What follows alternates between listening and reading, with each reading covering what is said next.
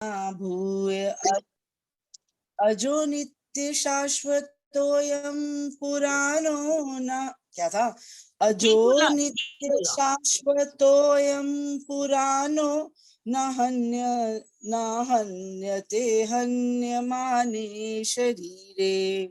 Very good, really. अगर आप अपना भाव बना लो ना कि मैंने इसको लय में बोलना है, बस आगे तो मैं अपने आप संभाल लूंगी। ओके ठीक है, आगे का आपको सोचने की जरूरत नहीं है, रियली। ठीक, थैंक यू। बहुत अच्छा लगा। गीता अध्ययन के इस सेशन में आप सभी का बहुत बहुत स्वागत। आज बहुत हर्षोल्लास के साथ अनुभवानंद गिरी जी की अध्यक्षता में हमने गीता जयंती का उत्सव मनाया और काफी लोगों ने वहां पर आकर श्लोक उच्चारण किए। उसमें से कुछ जो वहां की पिक्चर्स थी वो ग्रुप में शेयर भी की गई हैं। सभी का उच्चारण बहुत अच्छा था और सभी को मेडल मिले।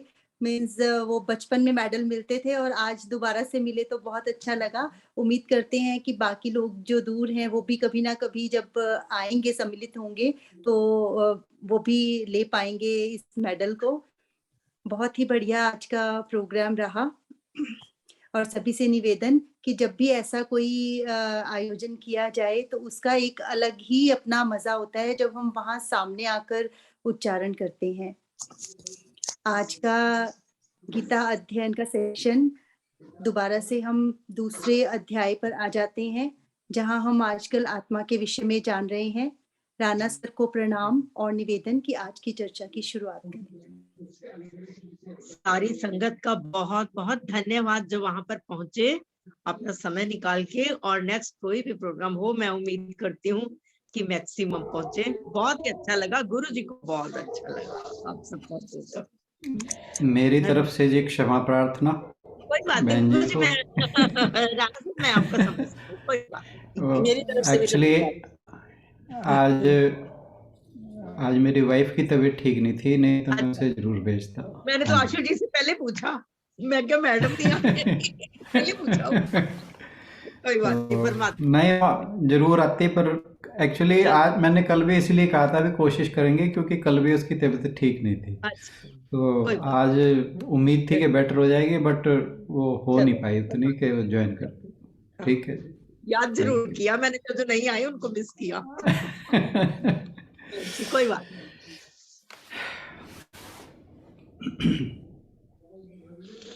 वसुदेव सुतं देवं कंस चाणूरमर्दनं देवकी परमानंदं कृष्णं वंदे जगद्गुरुं।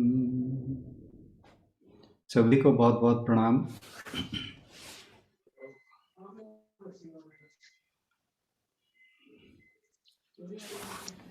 भगवान जी इस अध्याय में अब तक अर्जुन को उसके शोक और मोह से बाहर निकालने के लिए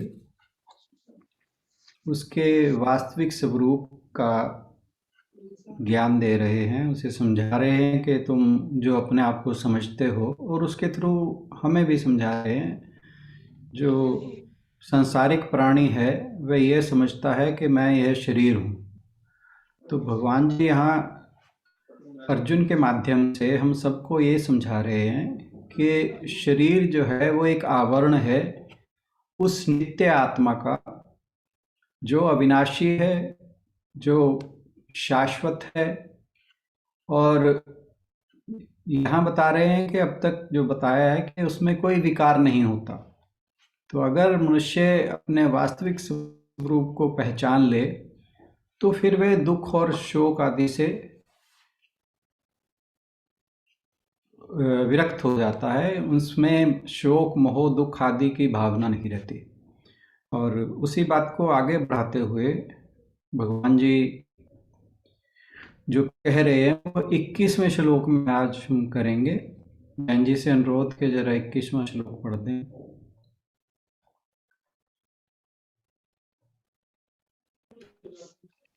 हाँ जी सर, 21 श्लोक। जी जी हाँ जी।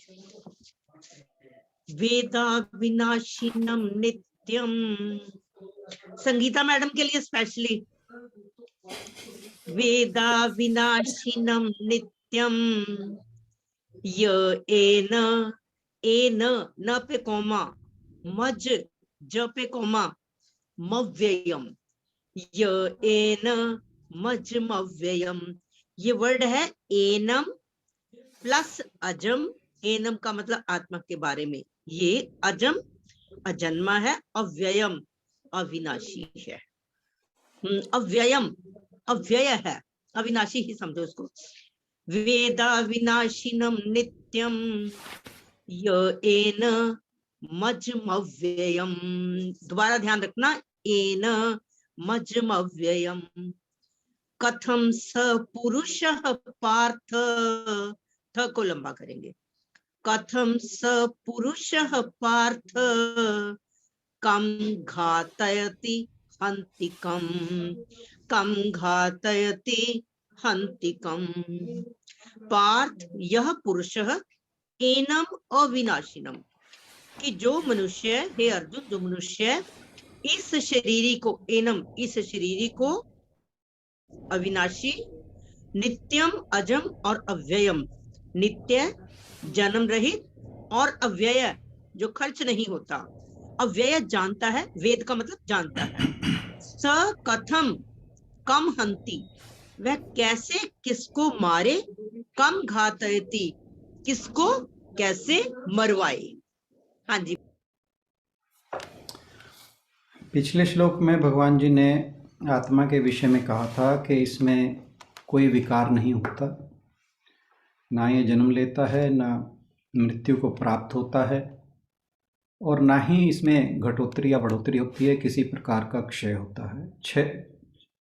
यास्क ऋषि यास्क मुनि के जो षड विकार का सिद्धांत था उसके बारे में हमने बात की थी कल, कि इस आत्मा में किसी भी प्रकार का कोई विकार नहीं होता, कोई चेंज नहीं आता, क्योंकि ये जन्म मृत्यु से रहित है और किसी भी तरह के परिवर्तन से, घटोत्तरी से, बढ़ोतरी से, क्षय से, इन सब से मुक्त है, इनसे रहित है।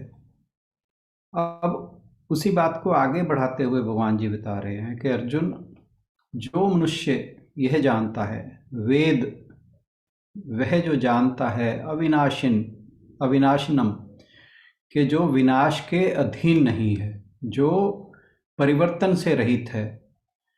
अब यहाँ पर अविनाशी का कारण क्या है कि वह अव्यय है, अविनाशी है, और जो यह जानता है कि यह अविनाशी है, इसका मतलब क्या है कि इसके अंदर किसी भी तरह का विकार पैदा नहीं होता। तो फिर भगवान जी आगे कहते हैं कि अजम, जन्महीन है, क्योंकि जो पैदा नहीं हुआ उसे ही अजमा कहा जाता है। तो परिवर्तन से मुक्त हो गया यहाँ पर भी। और फिर कहा वह नित्य है, जन्म रहित कहा, नित्य कहा। फिर कहा अव्यय, यानी जो जन्म और विनाश से मुक्त है उसके अंदर कोई किसी किस्म का क्षय नहीं होता। तो आत्मा के बारे में भगवान जी आगे बता रहे हैं कि इसके अंदर बात एक ही है और उसको अलग अलग तरीके से बता रहे हैं कि इसके अंदर किसी भी प्रकार का विकार उत्पन्न नहीं होता, किसी तरह का चेंज नहीं आता। और कहा कि यह जो जानता है एनम, कि ये जो सब परिवर्तनों से रहित है। और फिर कहा कथम सह पुरुषः, तो कथम सह पुरुष यानी जो व्यक्ति स्वभाव से पूर्ण है, जो इस प्रकार से महसूस करता है। हंतिकम, वह किसे मारता है, वह कैसे मारता है। और फिर कहा यहाँ पे जो कहा ना कथम, कि वह कैसे मारता है, यानी जो आत्मा है वो किसी को नहीं मारता, किसी की हत्या नहीं करता, किसी की हत्या करवाता नहीं है, और सभी प्रकार के जो परिवर्तन है ना उनसे मुक्त है। और वह किसी भी तरह से कर्ता भोक्ता नहीं है, किसी भी प्रकार से उसमें कर्तृत्व का भाव नहीं है। यानी जब वह विकारहीन है तो उसके द्वारा कोई भी कर्म नहीं होता, ना ही वह किसी कर्म के फल को भोगता है। तो यदि कोई व्यक्ति के आत्मा को यह समझे कि मैं ही आत्मा हूँ, तो फिर वह किसी के अपने शरीर के लिए कैसे उसके अंदर दुख पैदा होगा। क्योंकि जो अपने वास्तविक स्वरूप को पहचान जाएगा उसे अपने शरीर के लिए दुख नहीं होगा। और फिर कहा था कि जो ये जानता है वह मनुष्य किस प्रकार किसी की हत्या करता अथवा किसी की हत्या करवाता है। और इसका मतलब यही है कि जो व्यक्ति इस बात को जान जाता है कि यह आत्मा नित्य है, विकार रहित है, तो फिर उसे जो शरीर से संबंधित दुख हैं, चाहे वो सांसारिक दुख हो, क्योंकि शरीर का अर्थ खाली स्थूल शरीर नहीं, सूक्ष्म शरीर भी है, कारण शरीर भी है। तो जो उसके मन में या शरीर में इन कारणों से, संसार से जो भी उसके इंटरेक्शन के कारण दुख पैदा होते हैं, वो क्यों होते हैं कि वह अपने आप को बॉडी और माइंड इंटेलेक्ट के साथ आइडेंटिफाई करता है। उसका तादात्म्य शरीर, मन और बुद्धि के साथ बना रहता है। जब उसके अंदर यह भाव उत्पन्न हो जाता है कि मैं यह शरीर, मन, बुद्धि नहीं हूँ बल्कि एक शाश्वत आत्मा हूँ, तो फिर उसके दुख, जो भी जगत के इंटरेक्शन से संबंधित जितने भी प्रकार के दुख हैं, वे सब दुखों से वो पार पा जाता है। यानी भगवान जी ने जो यहाँ बताया उसका अर्थ है कि ये जो आत्मा है, ये किसी भी काम करने, कोई भी करने का ये माध्यम नहीं है। यानी किसी भी तरह से इसमें जो कर्ता या भोक्ता की कोई भी भाव नहीं रहता। तो इसलिए जो व्यक्ति यह जानता है और अपने वास्तविक स्वरूप को पहचान कर उसी तरह संसार से व्यवहार करता है तो फिर उसे किसी भी प्रकार का दुख नहीं होता। और उसे ये पता है कि वह ना तो कोई कर्म कर रहा है, ना उसका कर्मों से कोई संबंध है, ना वह इनको भोगने के लिए बाध्य है। तो ऐसा व्यक्ति जीवन मुक्त कहा जाता है। तो बार बार भगवान जी यही बता रहे हैं अर्जुन को कि अगर तुम अपने वास्तविक रूप में स्थित हो जाओ तो तुम इन संसार के जितने भी शोक मोह आदि भाव हैं, इनसे मुक्त हो जाओगे। और यहाँ पर एक चीज़ और भी है कि भगवान जी ये भी कह रहे हैं कि जिस तरह का भी ये आत्मा जो भी कार्य करती है, तो इसमें कार्य नहीं, इसके अंदर मतलब हम ये समझते हैं कि आत्मा ऐसा काम कर रही है, तो इसमें किसी भी कर्म का करना होना या उसके फल की प्राप्ति का होना संभव नहीं है, क्योंकि यह विकारहीन है। इसके अंदर कोई भी विकार नहीं होता, कोई भी परिवर्तन नहीं होता, किसी तरह का चेंज नहीं होता, किसी भी कार्य से संबंध नहीं है, किसी भी कार्य के फल के साथ संबंध नहीं है। ये ऐसा ही है। अब जैसे मान लो हमने एक स्विच ऑन किया लाइट का, तो उधर से लाइट ऑन हो गई, ठीक है। अब स्विच कहे कि ये लाइट तो मेरी वजह से ऑन हुई है, और बल्ब सोचे कि नहीं, इस लाइट का तो जो प्रकाशक हूँ वो मैं हूँ।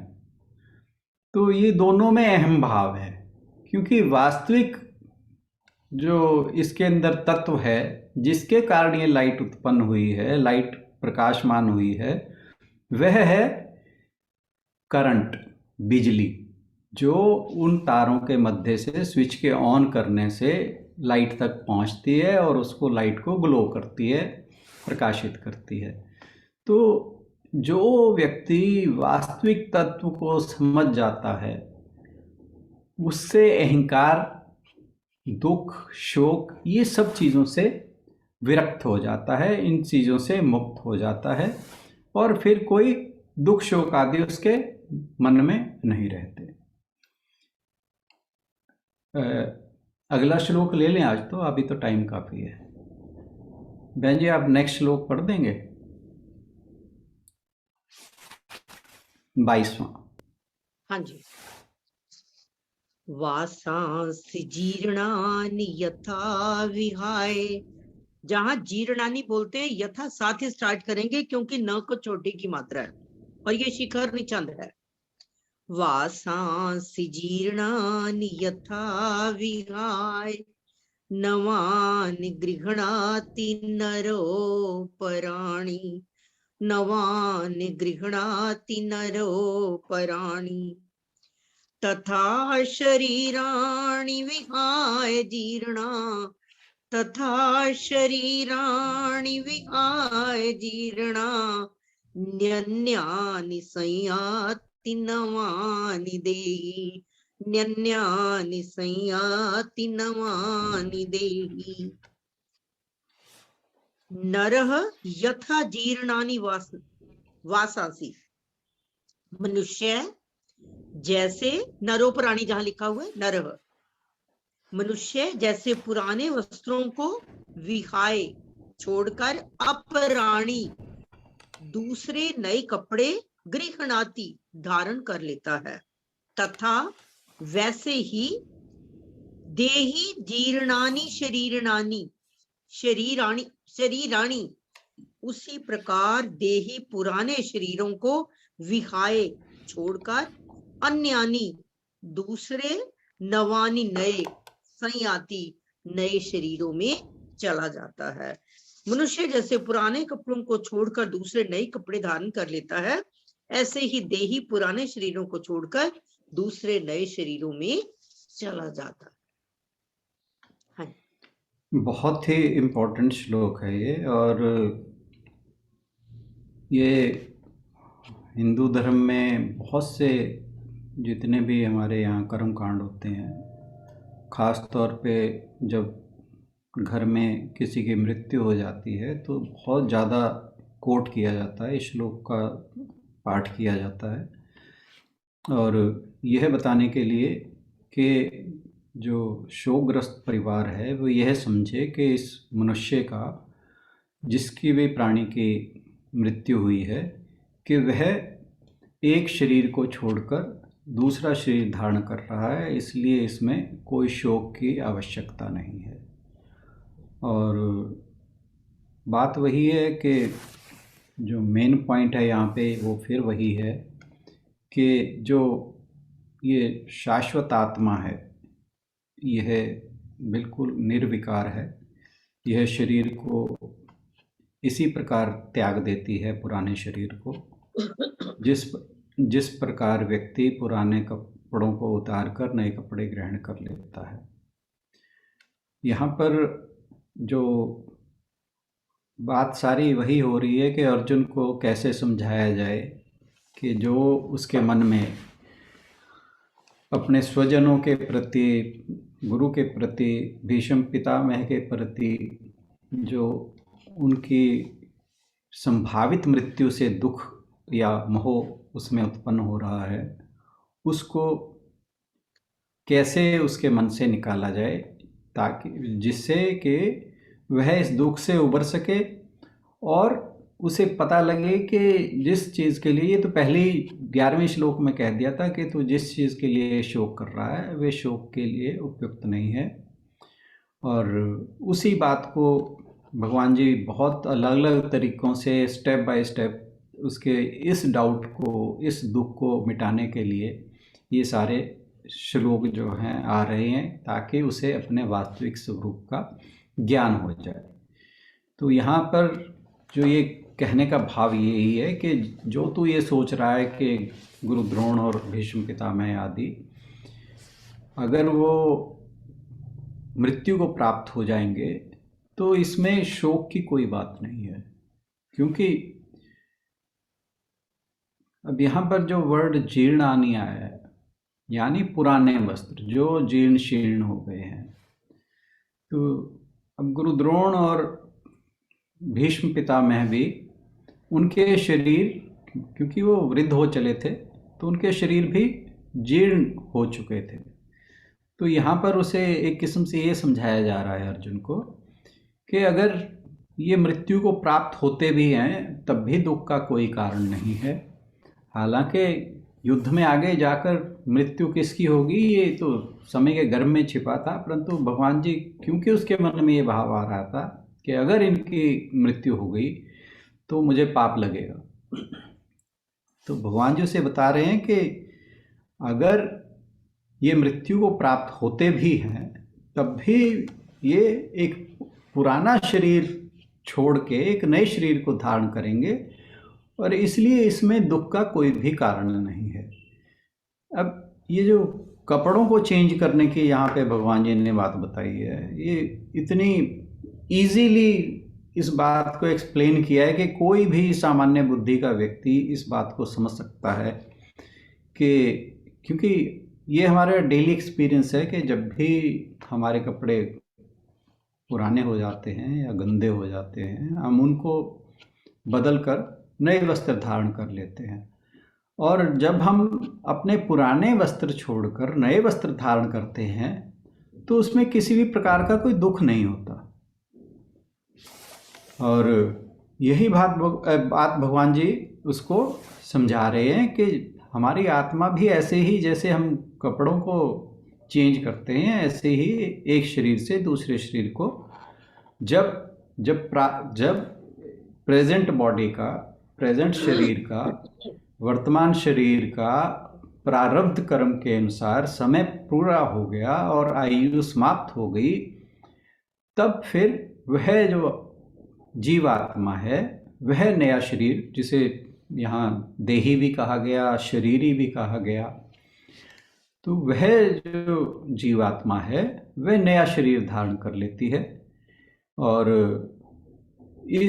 जब वह एक शरीर को छोड़कर दूसरे में जाती है तो इसमें दुख नहीं होना चाहिए, क्योंकि वह आत्मा का गुण है।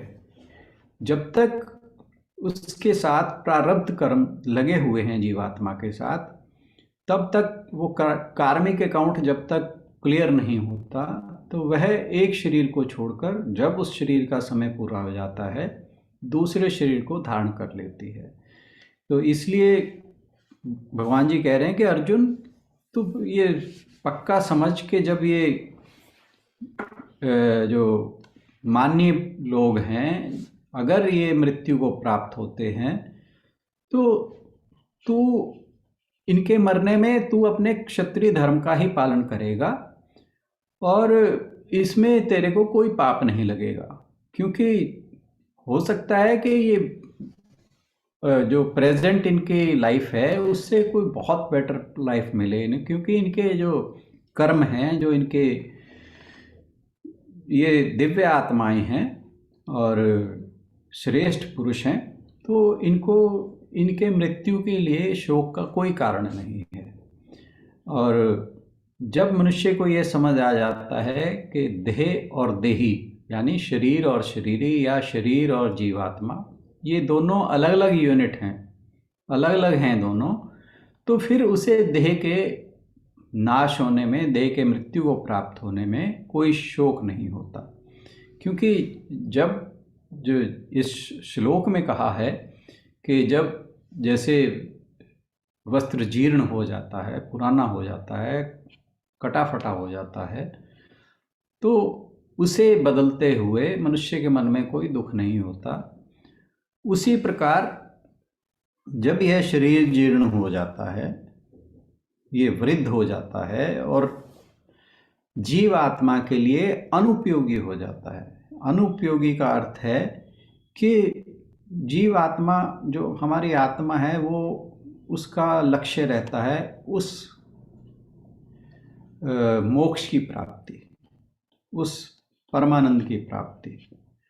और जब एक शरीर का समय पूरा हो जाता है और वह लक्ष्य अभी तक पूरा नहीं हुआ, जिस लक्ष्य की जो जिसको हम परमानंद कहते हैं, जब तक वह परमानंद की स्थिति तक आत्मा नहीं पहुंचती, तब तक वह जीर्ण शरीर को छोड़कर नए शरीर को धारण करती रहती है, ताकि वो जो उसका वास्तविक लक्ष्य है वो पूरा हो सके।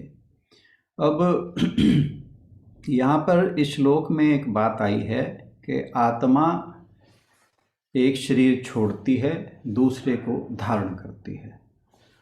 अब इससे पहले हम बात कर रहे थे कि आत्मा में कोई चेंज नहीं है, कोई विकार नहीं है, और वह ना करता है ना भोगता है। परंतु जब हम ये बात कहते हैं कि ये आत्मा जो है वो एक शरीर त्यागता है और दूसरे को धारण करता है, तो यहाँ एक बात माइंड में आती है कि जब हम कह रहे हैं कि जो आत्मा है वो निर्विकार है, अनित्य है, और उसमें किसी भी प्रकार का चेंज नहीं होता और ना वो करता भोगता है, तो फिर यह इसमें ये कर्म कहाँ से आ रहा है, क्रिया कैसे हो रही है कि वो एक शरीर को छोड़ती है और दूसरे को धारण करती है। तो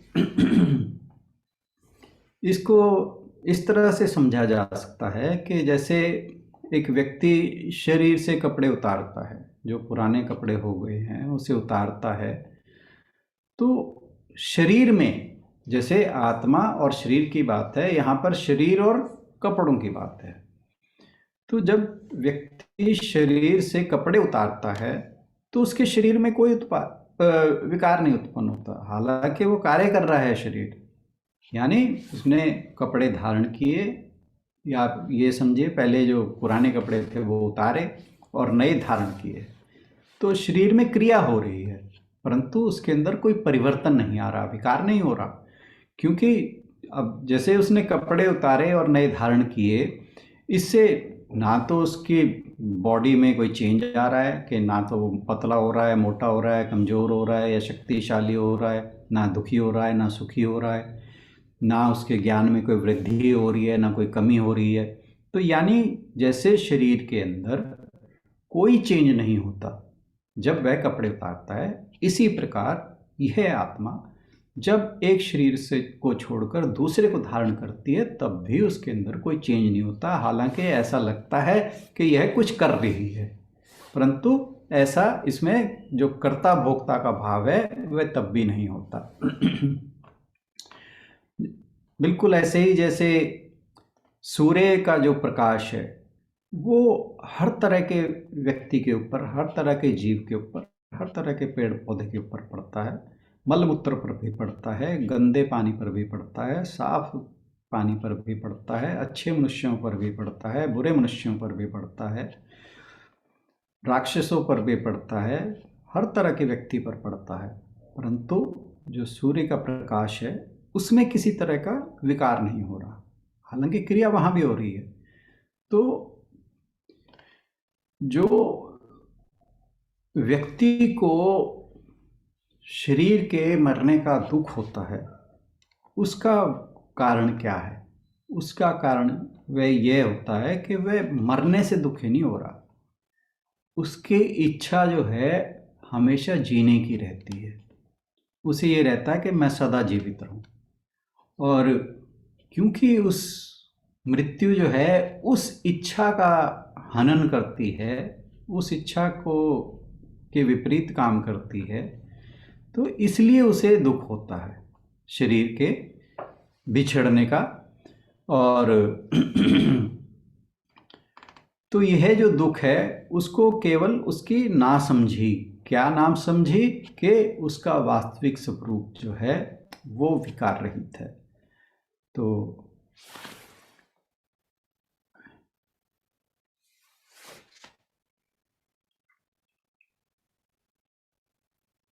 एक और बात कही गई कि जो मृत्यु है वह एक नदी की भांति है। जैसे नदी में एक व्यक्ति थका हारा जाकर अपना नहाकर और पुराने जो पुराने कपड़े है वो बहा देता है और नए धारण कर लेता है, इसी तरह जो शरीर है वो जो आत्मा है वो नए शरीर को धारण कर लेती है, पुराने शरीर को छोड़ देती है, और जब वह नहा धोकर नए कपड़े बदलता है तब उसमें कोई दुख की भावना नहीं आती। क्यों? क्योंकि वो कपड़ों के साथ अटैच नहीं है। इसी प्रकार जब आत्मा एक शरीर को छोड़कर दूसरे शरीर में जाए और देह के साथ अटैचमेंट ना हो तो फिर दुख का भाव नहीं रहता। आज के लिए इतने, धन्यवाद।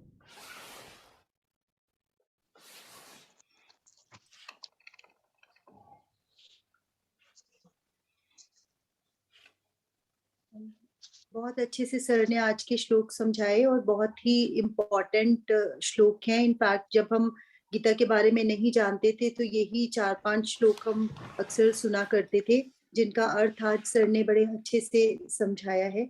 यदि कोई क्वेश्चन पूछना चाहे या कोई डाउट हो किसी को तो प्लीज जरूर बात करें, या जो भी समझ में आया हो।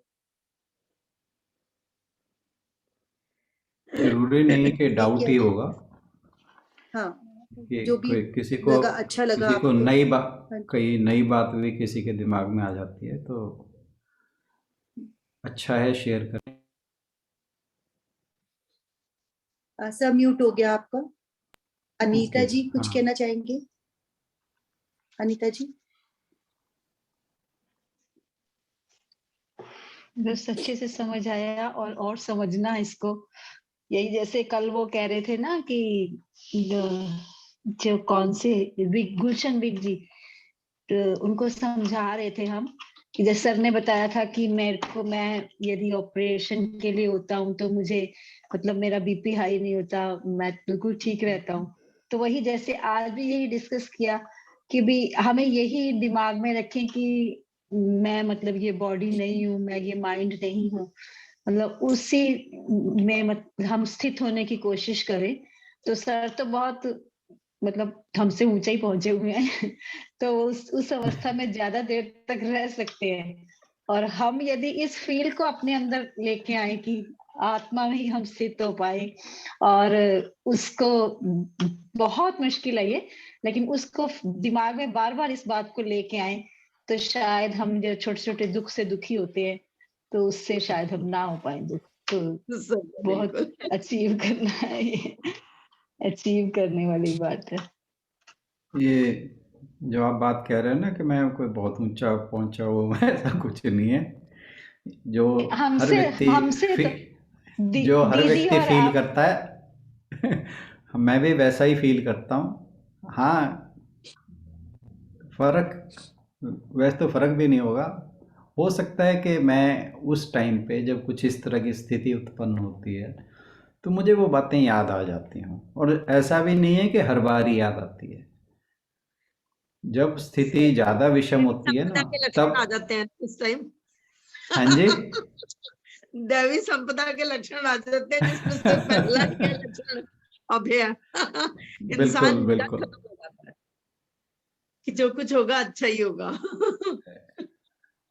ये वैसे मेरे साथ हमेशा रहा है। जब मेरा पहला ऑपरेशन था तब की बात बता रहा हूँ कि आपको जिन्होंने कभी देखा होगा ऑपरेशन के लिए किसी मरीज को जाते हुए तो जो वो वार्ड बॉय या नर्स वगैरह हैं वो हमेशा एक स्ट्रेचर लेके आती हैं उनके लिए, और स्ट्रेचर पे उसको ऑपरेशन थिएटर में ले जाती हैं। पहले तो खैर प्रेपरेशन रूम में ले जाते हैं, और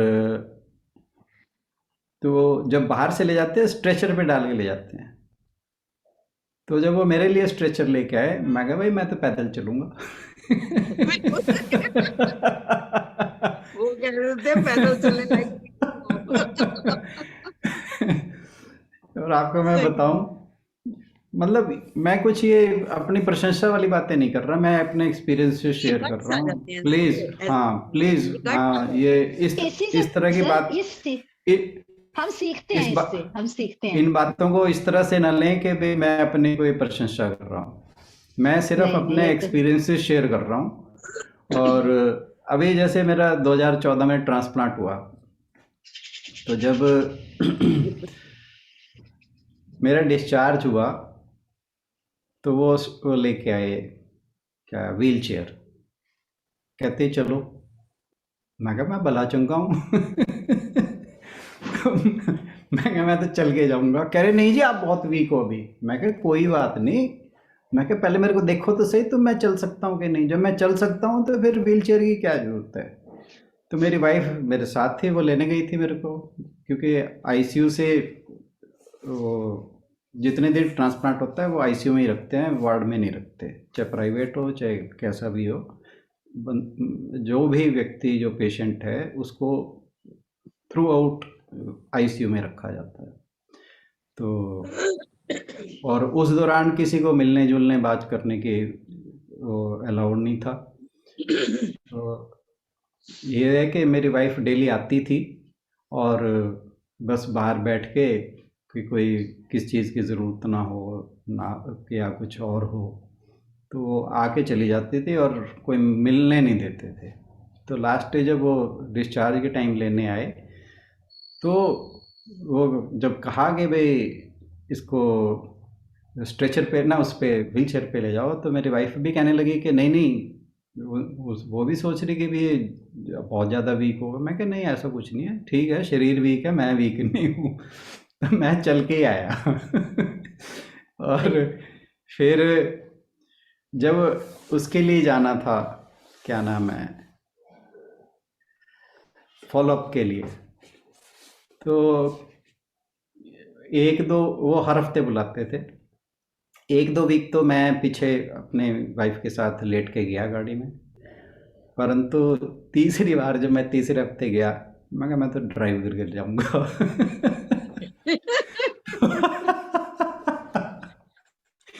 तो मेरे पिता कहते, कह रहे अनीता इसे ड्राइव मत करने दियो।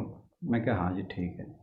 तो मैं उसे कहा, मैं कहा चल ठीक, मेरे को बाहर निकाल, जरा गली से बाहर ले चल, मैं अपने आप जाऊंगा चला के। बहुत बड़ी बात सर, बहुत बड़ी बात, बहुत बड़ी बात। उसके उसके बाद मैं ड्राइव खुद करके गया, गली से बाहर ले गए और ये मेन रोड पे जाके मैंने कहा मेरे को छोड़ दे। वो मैं गूगल पे ये पढ़ता रहता था कि कितने दिन बाद आदमी काम कर सकता है, तो उसने कहा कि 3 हफ्ते बाद आप कर सकते हो, वैसे अवॉइड करना चाहिए। मैंने कहा जब कर सकते हैं तो कर लेते हैं, करके देखते हैं क्या होता है। तो मतलब वही है कि मैं ये नहीं कहता कि मैं शरीर से अटैचमेंट ख़त्म हो चुकी थी या नहीं थी, बट पता नहीं क्यों मुझे ये लगता था कि इस चीज़ के लिए परेशान होने की ज़रूरत नहीं है। जरूरत नहीं है।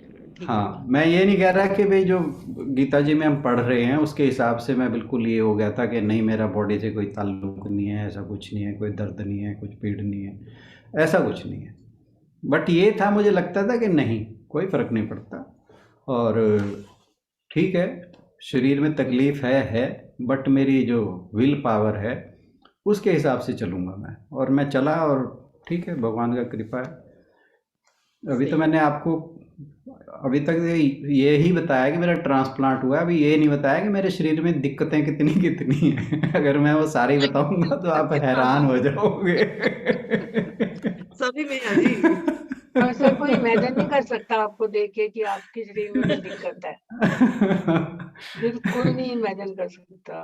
सर जो 24 घंटे की शांति है ना, वो सारी चीजों को एक तरफ कर देती है। बिल्कुल बिल्कुल।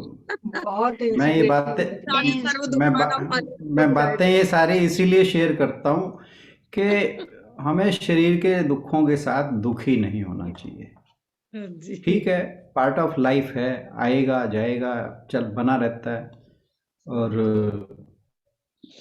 कई तो मेरे साथ ऐसे डिजीज़ हैं जिन्होंने जाना ही नहीं है, but still I am happy. ठीक है, अगर मैं उनके साथ जुड़ के परेशान रहूँगा तो my life would be hello. ठीक है ना, तो बजाय अपनी लाइफ को अभी से हेल बना दूं, जब जाना होगा हेल में तब जाएंगे।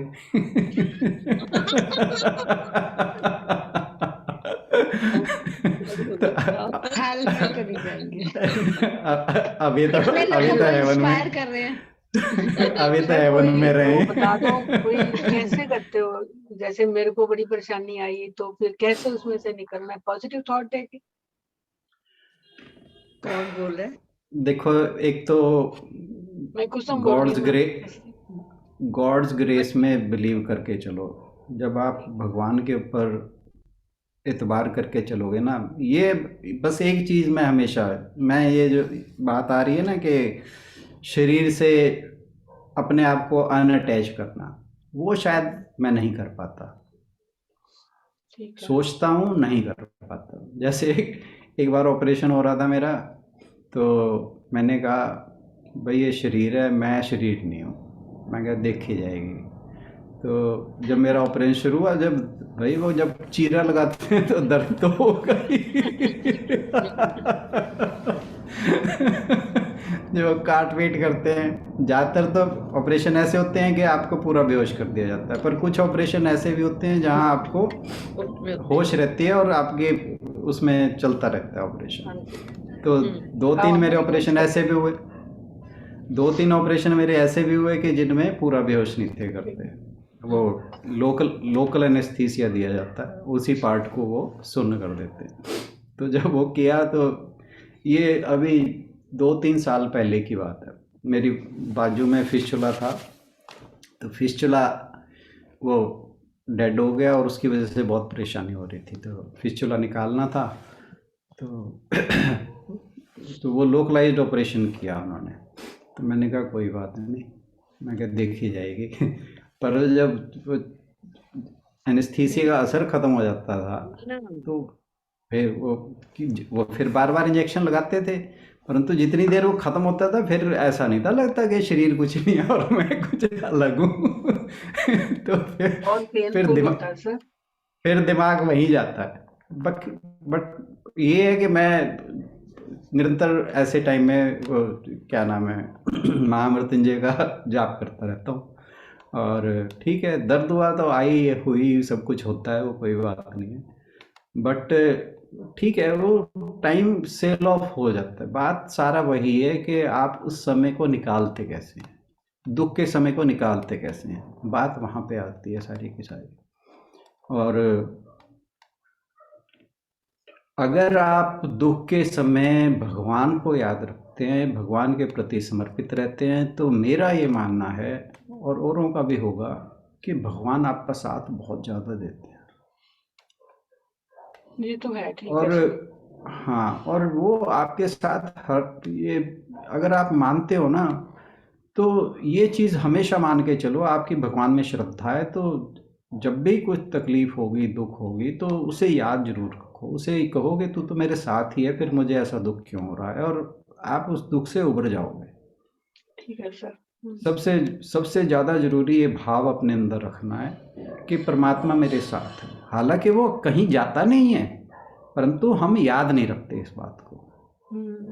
वो हमसे कहीं दूर नहीं है। जब हम कहते हैं कि वो हमारे अंदर ही है, तो वो गया तो कहीं है ही नहीं, हम 24 घंटे हमारे साथ है। पर बात यही है कि हम उस बात को विस्मृत कर देते हैं, भूल जाते हैं कि परमात्मा हमारे अंदर ही है।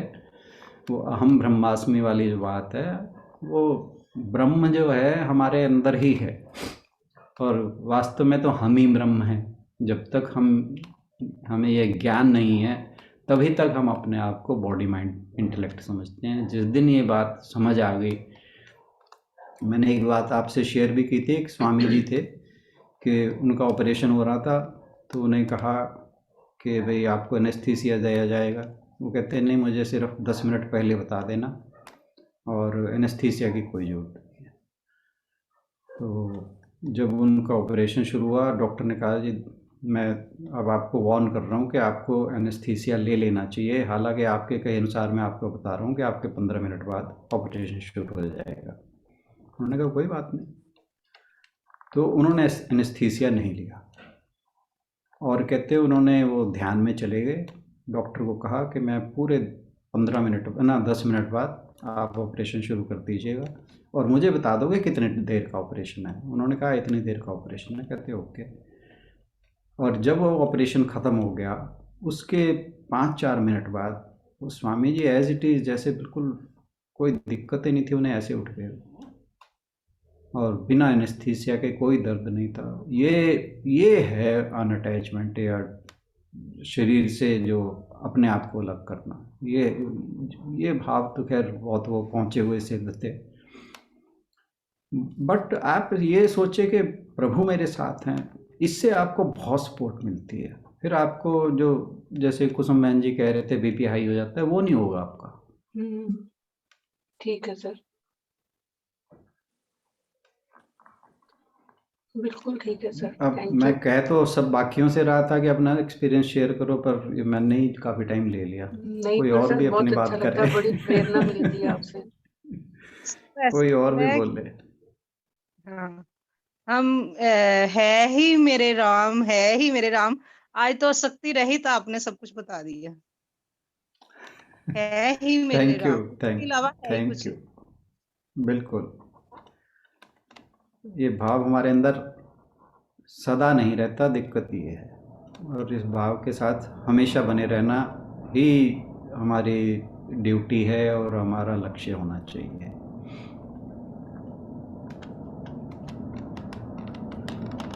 कोई और कुछ कहना चाहे तो कहिए, अन्यथा समापन की ओर बढ़ेंगे। भगवान जी के नाम का एनेस्थीसिया हमेशा लेकर रखें, ताकि दुखों का कोई भी दुख खाए पता तो ना लगे। एनेस्थीसिया है तो फिर पता ना लगे। सही बात है, बिल्कुल। सही बात है। आशु जी, मैं आज के इवेंट की एक बात शेयर करना चाहूंगी। हाँ जी, हाँ आज जी, हाँ हमें जी। सबसे ज्यादा आज हमें सबसे ज्यादा मजा तब आया जब 3 लोगों को खड़ा किया गया, उनको मेरिटोरियस स्टूडेंट बताया गया, जिनको पूरी गीता याद थी। मैं राणा सर को भी बताना चाहूंगी, मतलब जी जी तो जी, बहुत मजा जरूर। आया। बहुत एंजॉय किया हमने उस चीज को।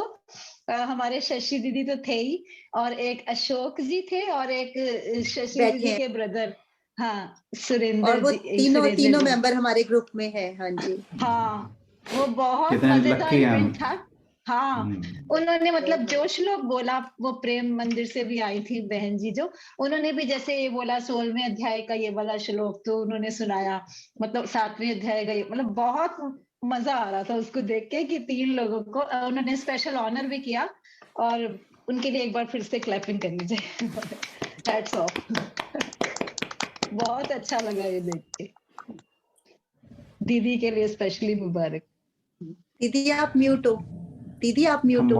हम बहुत ब्लेस्ड हैं कि हमारे साथ ऐसे ज्ञानी सज्जन जुड़े हुए हैं और हमें प्रेरित करते रहते हैं, हमें ज्ञान देते रहते हैं। नहीं, मैं ज्ञानियों में ना समझो, मैं तो आपको समझती हूँ। बस एक दूसरे को समझते रहो जी, फिर भी ठीक ही है।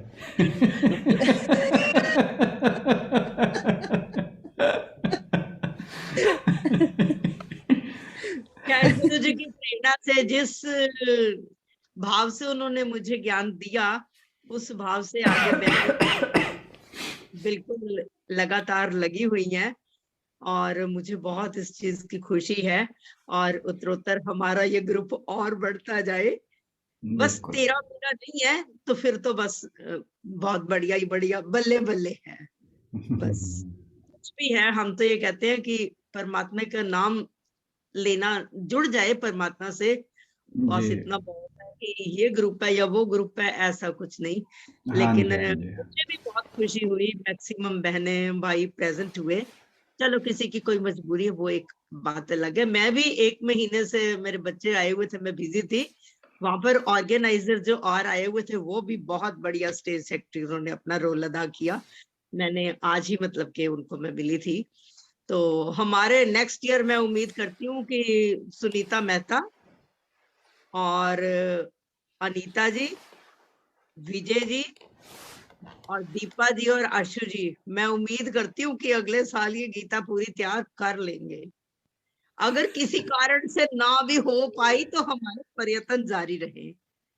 तो मैं चाहती हूँ, क्योंकि मिसेस मेहता के 10 चैप्टर तैयार है, तो 4-4, 5-5, 6-6 चैप्टर आपके भी तैयार है, मैक्सिमम के हैं, ऐसी बात नहीं है। हर किसी ने जितना ज्यादा से ज्यादा कर पाया किया। ये तो सिर्फ आज का तो सिर्फ गुरु जी के एक किस्म का आप दर्शन समझ लो। उन्होंने सुना तो पहले ही है, बहुत से श्लोक को सुन चुके थे, कह रहे थे कि उस दिन के लिए तो मेरा मेंबर्स ज्यादा होंगे तो मैं नहीं इतना कर पाऊंगा। तो लेकिन मुझे बहुत अच्छा लगा कि सबने पहुंच के फंक्शन की रौनक बढ़ाई। Thank you. इतना कॉस्टली टाइम निकाल के जब वहां पर पहुंचे, अनीता जी छुट्टी लेके आए थे, मैंने कहा था, मैं क्या, हम अपने गृहस्थ के जितने काम होते हैं उनके लिए कहते हैं आज मैं छुट्टी लूंगी, आज मैं छुट्टी लूंगी। लेकिन अगर हम परमात्मा के नाम पे छुट्टी ले ले तो वो भी एक सबसे बड़ी बात है, क्योंकि मैं अपनी जॉब में जब ये दुर्गा सप्तशती के दिन होते थे, 7 के 7 दिन अगर पाठ करना, तो मैं 2 घंटे की छुट्टी लेके आती थी और मेरा स्कूल में नाम 1/3 पड़ गया था सब लोगों को। कभी मुझे ये कह देते थे कि आज आप फरलों ले लो, मैं क्या मुझे फरलों की जरूरत नहीं है, मेरे पास छुट्टियां हैं।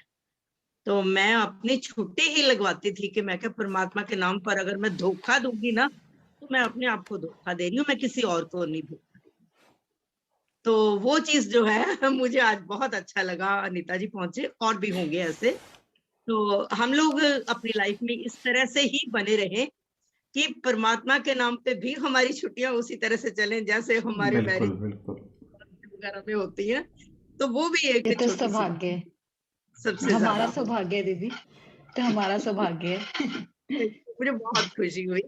और इवन शिमला से मीनाक्षी जी पहुंचे हुए थे, कुरुक्षेत्र से क्या नाम उनका, सुषमा जी के क्या नाम, वो पहुंचे हुए थे। जिन जिन से जैसे भी हो पाया मैक्सिमम ने कोशिश की, पर चलो जो नहीं पहुंच पाए मैं दिल से उनको याद करती हूँ। गुरु जी कहते हैं मैं दिल से याद करता हूँ कभी किसी की मजबूरी। वेलकम। चलिए इसी के साथ समापन की ओर बढ़ेंगे। ओम पूर्णमदः पूर्णमिदं पूर्णात् पूर्णमुदच्यते पूर्णस्य पूर्णमादाय पूर्णमेवावशिष्यते। ओम शांति शांति शांति। हरि ओम। बहुत सार्थक रही आज की चर्चा। आप सभी के सहयोग के लिए धन्यवाद। अनीता जी से निवेदन की एक हंसी का ठहाका जाते जाते लगवा दें। मैं अंजू जी नहीं हूँ।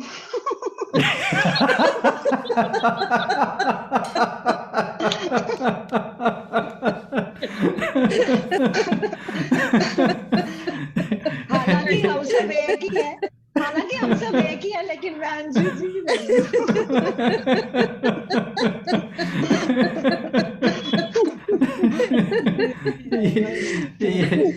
ये भी सही रहा। आपका ठहाका तो वाकई स्पेशल है। विजय जी की वीडियो ऑन हो गई जो कभी नहीं होती। चलो थैंक यू फिर तो।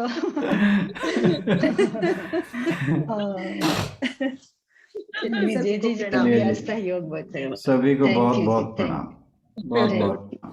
Thank you. अनीता दीदी और तारीफ कर लो, अब जिम्मेवारी मिल गई आपको अगले साल के लिए। रट्टे लगाओ बैठ के। अभी हमारे लिए, मैं दीदी को कहने लगी थी हमारे लिए दिल्ली पैदल जितनी दूर है, अभी दिल्ली पैदल जितनी दूर है। इतना दीदी का आशीर्वाद मिल गया ना, वो हो जाएगा। नहीं, जब हम बनाएंगे तो हम पैदल भी पहुंच जाएंगे। हाँ, नहीं